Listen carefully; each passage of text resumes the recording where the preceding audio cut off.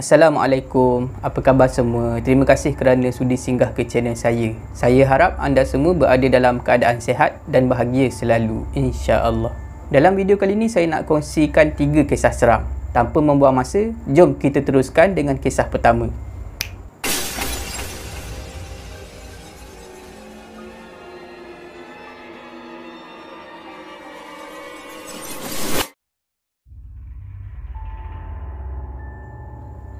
Untuk kisah pertama ni saya akan gunakan nama samaran Fauzi. Kejadian ni berlaku pada Fauzi dan keluarga dia masa dalam perjalanan nak balik ke kampung mertua dia di Setiu, Terengganu.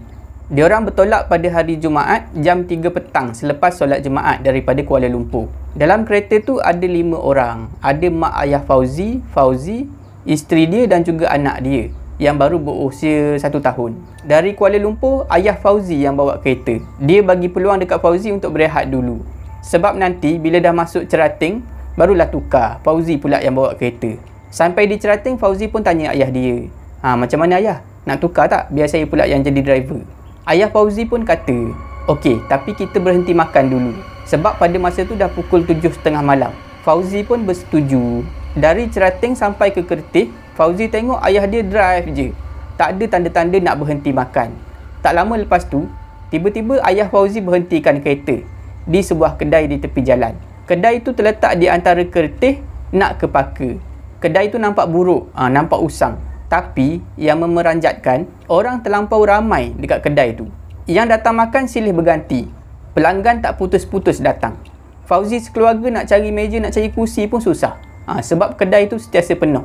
Nak order makanan pun sama, susah. Ambil masa sebab ramai sangat pelanggan. Fauzi nampak dekat signboard kedai tu dekat depan tertulis roti tempayan. Maknanya menu utama di kedai tu adalah roti tempayan. Fauzi sekeluarga pun orderlah roti tempayan tanpa syak apa-apa.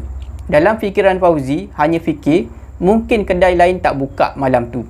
Mungkin sebab itulah ramai orang datang dekat kedai yang jual roti tempayan ni. Selesai makan malam, diorang meneruskan perjalanan.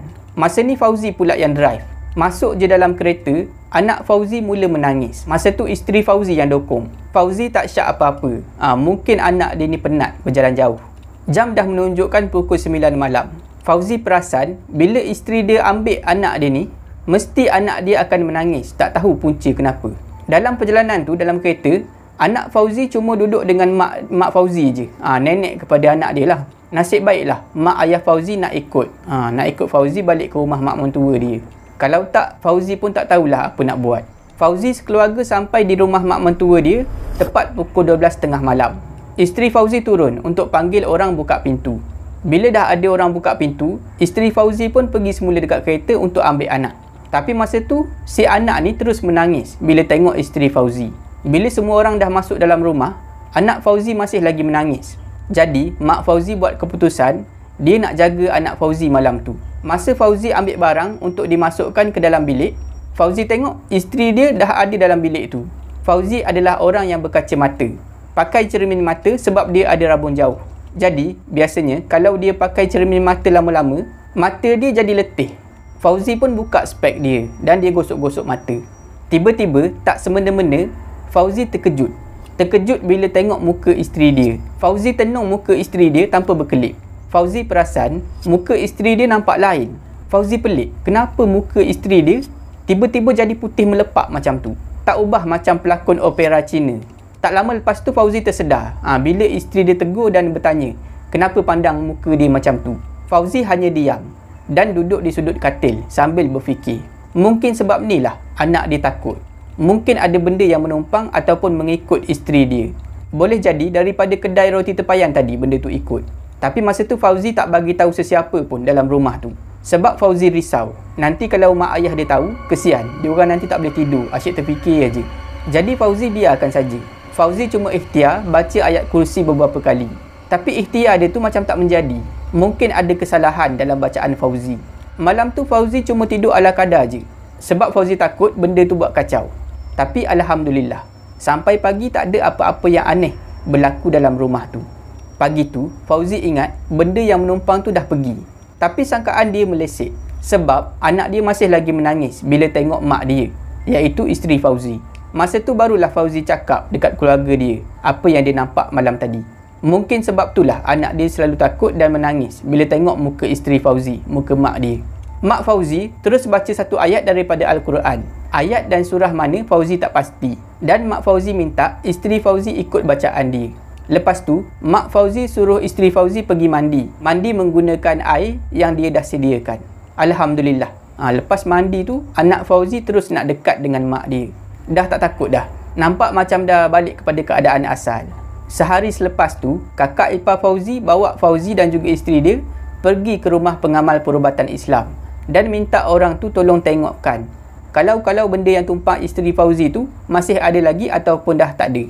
Tapi Alhamdulillah, orang tu cakap, pengamal perubatan tu cakap, benda tu dah tak ada, dah pergi. Benda tu cuma tumpang je dan memang tak kacau. Tak tahulah benda tu datang daripada mana. Tapi apa yang pasti, anak Fauzi mula menangis masa dia orang sekeluarga nak naik kereta lepas dah siap makan di kedai roti tempayan tu. Ada kemungkinan benda yang ikut tu adalah pelaris di kedai tu, sebab mengenangkan pelanggan di kedai tu luar biasa ramai. Tapi mungkin juga benda tu tak ada kaitan dengan kedai roti tempayan tu. Hanya Allah saja yang tahu daripada mana datangnya benda tu. Untuk kisah kedua ni, saya akan gunakan nama samaran Faiz. Kejadian ni berlaku sekitar tahun 2012, selepas Hari Raya Haji. Faiz baru saja selesai bertunang. Masa tu, Faiz keluarga dalam perjalanan balik daripada Kelang menuju ke Sungai Petani selepas selesai majlis pertunangan dia. Rombongan keluarga Faiz menaiki 2 buah kereta. Seperti biasa, sebelum memulakan perjalanan, Faiz panjatkan doa kepada Yang Maha Esa, memohon perjalanan diorang selamat ke destinasi yang dituju. Itulah yang menjadi amalan Faiz sejak daripada kecil. Hasil didikan daripada mak ayah dia. Kereta pertama dipandu oleh Faiz dan sebuah lagi kereta dipandu oleh adik ipar Faiz. Kereta adik ipar Faiz berada di depan dan Faiz follow daripada belakang. Masa tu Faiz memandu pada kelajuan 100 ke 110 km per jam. Faiz ikut had laju yang dah ditetapkan oleh pihak berkuasa. Sebab masa tu dalam kereta ada mak ayah dia, adik dan juga kakak dia. Jadi perlulah memandu secara berhati-hati. Setibanya di kilometer 414 Highway Plus, perjalanan menuju ke arah utara, kelihatan sebuah lori yang datang daripada arah bertentangan muncul secara tiba-tiba di celah-celah kenderaan yang berada di hadapan. Pada masa tu, Faiz terfikir, apa hal lori ni tiba-tiba datang laju daripada arah bertentangan? Lori tu nampak macam nak menuju ke arah diorang. Faiz terfikir lagi, kena kejar dengan polis ke lori ni? Ke driver lori tu mabuk? Faiz terus bagi tahu dekat ayah dia yang duduk di sebelah kerusi pemandu. Ayah, tengok lori depan tu. Gila ke apa driver lori tu? Bawa lori lawan arus macam tu. Ayah Faiz hanya diam, tak kata apa-apa. Apa yang Faiz cakap tadi membuatkan satu kereta tergamam. Termasuklah adik dan juga kakak dia. Tapi ayah Faiz nampak okey je. Nampak tenang. Tapi dia tak bercakap. Tiba-tiba kedengaran mak Faiz menyebut nama Allah. Allah, Allah, Allah. Faiz terus memerhatikan lori tu. Faiz terperasan satu lagi benda pelik. Masa lori tu menyelit-nyelit di celah-celah kereta daripada arah bertentangan tu, kenderaan-kenderaan yang berselisih dengan lori tu bergerak macam biasa. Sikit pun tak mengelak. Bila lori tu dah datang betul-betul dekat menuju ke arah kereta Faiz, masa tu boleh nampak jelas. Kepala lori tu berwarna oranye. Masa tu pukul 6 lebih, dekat-dekat pukul 7. Keadaan sekeliling masih lagi belum gelap. Jadi memang boleh nampak dengan jelas. Faiz tetap memandu macam biasa. Sikit pun tak cuba untuk mengelak. Sampailah lori tu betul-betul berada dekat depan kereta Faiz dengan jarak lebih kurang sebiji kereta. Tiba-tiba lori tu mengelak ke tepi sebelah kiri. Dalam keadaan lori tu bergerak laju, Faiz boleh nampak kepala lori yang berwarna oranye tu. Tayar lori tu langsung tak kelihatan. Nampak macam lori tu terapung-apung di atas angin. Ekor lori pun sama, tak nampak. Maknanya hanya kepala lori je yang bergerak. Masa tu mak Faiz menjerit, Allahu Akbar. Menjerit sebab dia ketakutan. Lagi satu benda yang pelik, masa lori tu berselisih dengan kereta Faiz, Faiz tak dapat dengar langsung bunyi enjin lori tu. Sempat juga Faiz tengok cermin pandang belakang, tapi lori tu dah tak kelihatan. Gaib macam tu saja. Tapi yang Faiz perasan, ada juga trailer di belakang kenderaan dia bagi high beam 2-3 kali. Tak pasti kenapa. Masa tu Faiz toleh belakang, tengok muka adik dia dan juga kakak dia. Daripada reaksi muka adik dan juga kakak dia, Faiz tahu diorang pun nampak lori yang kepala oranye tu.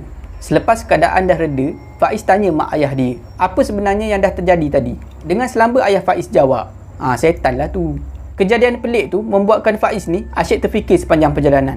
Sempat juga Faiz tanya adik ipar dia yang memandu dekat depan, ada tak nampak lori kepala oranye? Tapi diorang satu family cakap, tak ada, tak nampak. Itulah kejadian pelik yang pernah Faiz keluarga alami di kilometer 414 Highway Plus menghala menuju ke arah utara. Nasib baik Faiz tak panik nak pulas steering masa lori tu dah dekat. Kalau tak tahulah apa nasib Faiz keluarga. Kisah ketiga ni adalah hasil kiriman email daripada penonton. Nama penonton ni adalah Izzat Daniel. Kisah ni baru saja berlaku, kira-kira 2 minggu yang lepas. Daniel adalah seorang pelajar di sebuah institut kemahiran di Marang, Terengganu. Pada satu malam, di dalam bilik asrama, Daniel sedang menyiapkan tugasan. Daniel buat tugasan tu hingga lewat malam sebab dia perlu hantar tugasan tu esok. Bila dah hampir nak selesai, jam di tangan Daniel menunjukkan pukul 3 pagi. Daniel terus keluar bilik menuju ke tandas untuk mencuci muka sebab dia dah mula rasa mengantuk. Bila Daniel dah siap cuci muka, masa nak keluar daripada tandas tu, Daniel terkejut. Pintu tandas di belakang dia tiba-tiba bergegar. Macam ada orang goncang pintu tu. Daniel berhenti melangkah dan perhati je pintu tandas tu. Tak ada apa-apa. Jadi Daniel buat tak tahu je. Daniel pun pusing untuk keluar daripada tandas. Tapi bila Daniel nak keluar, terdengar pula bunyi ketukan daripada arah pintu tandas yang bergegar tadi. Daniel memang terkejut masa tu. Daniel pun pusing melihat ke arah pintu yang diketuk tu. Masa Daniel tengok tu, masih kedengaran bunyi ketukan. Daniel perhati je pintu tu. Tiba-tiba pintu tu bergoyang. Nak kata angin tak mungkin. Sebab kalau angin, kenapa pintu tu satu je yang bergoyang, yang bergegar? Sedangkan pintu tandas lain tak bergoyang, tak bergegar. Pada masa yang sama, Daniel terhidu satu bau. Bau yang sangat busuk seperti bangkai. Daniel cepat-cepat keluar daripada tandas tu dan pergi ke bilik dia. Daniel terus sambung buat kerja. Dia malas nak fikir pasal benda tadi. Baru je Daniel nak sambung buat kerja, tiba-tiba terdengar suara salakan anjing melolong. Daniel terus bangun dan pergi keluar bilik. Daniel nampak ada seekor anjing sedang melolong. Anjing tu bergerak daripada satu pokok kelapa ke pokok kelapa yang lain, seolah-olah sedang kejar sesuatu. Daniel perhati je gelagat anjing tu. Dalam hati Daniel tertanya-tanya, apa yang anjing tu kejar? Mungkin ada tupai ataupun burung.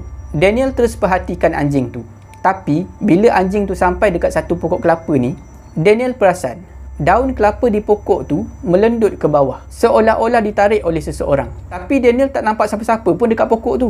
Daniel beristighfar panjang dan cepat-cepat masuk bilik. Daniel pasang ayat-ayat suci Al-Quran dekat handset dia. Daniel memang tak dapat tidur pada masa tu. Sampailah ke pagi. Sampai sekarang Daniel masih lagi tak dapat jawapan. Apa sebenarnya yang terjadi dekat tandas dan apa yang anjing tu nampak dekat pokok kelapa tu.